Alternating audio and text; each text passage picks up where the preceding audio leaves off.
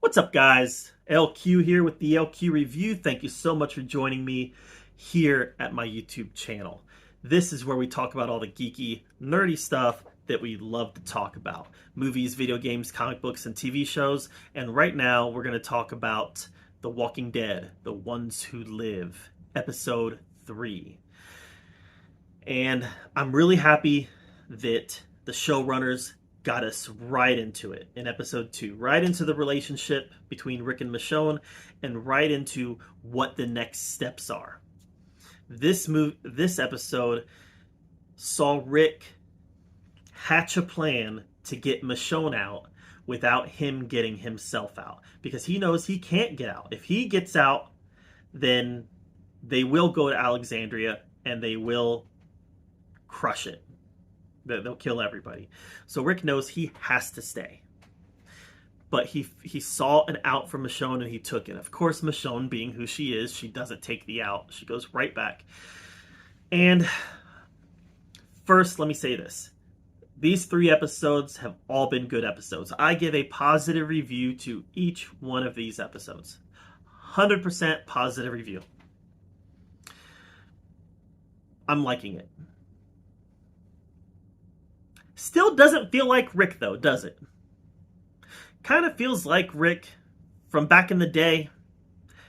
He would have escaped, and he would have gone back to Alexandria, and he would have dealt with whatever enemies they had as a result of his escaping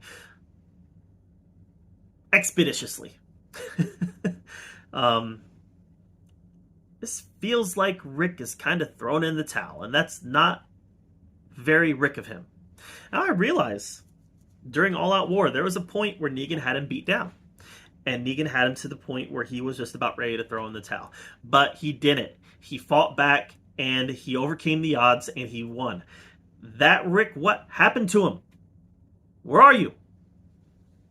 You had the opportunity to get out, head back home, see your kids, and then deal with what was going to happen. And if that meant going to war, that meant going to war. If that meant evacuating Alexandria, then that would mean evacuating Alexandria. Rick would have escaped. And boy, do they need to get back to that Rick soon. Because I'm not liking this passive, weak Rick. I like the show so far. Like I said, I give a positive review to this episode, as I have the first 3. But I do not give a positive review to this characterization of Rick. I want to see him strong, I want to see him a fighter, and I want to see him ready to fight for those that he loves, and ready to fight to be with those that he loves.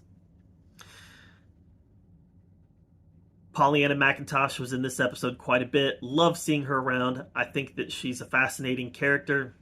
I've loved her ever since the All Out War days. And I'm sure she's going to have a role to play in this eventually. Here's what I'm afraid of. I am afraid that at the end of this season, at the end of season 1, they're still going to be behind these walls. No. They need to get out. Here's another thing I'm afraid of. In the season finale, in the last 5 minutes, they're going to escape. And then we're going to have to wait a whole year, or 2 or 3, as long as it takes to churn some of these out, to figure out what happens to them next. Sometimes long-form storytelling sucks. And The Walking Dead they are the masters at dragging things out. Like I said, positive review so far. I've liked it. I just see the writing on the wall that this could take a bad turn. We'll see. Where do you guys think this is going? Let me know in the comments below. Did you like this episode? I'd love to hear from you. While you're down there commenting, hit that subscribe button. Thank you for being here at the LQ Review. And until next time, we'll see you guys later.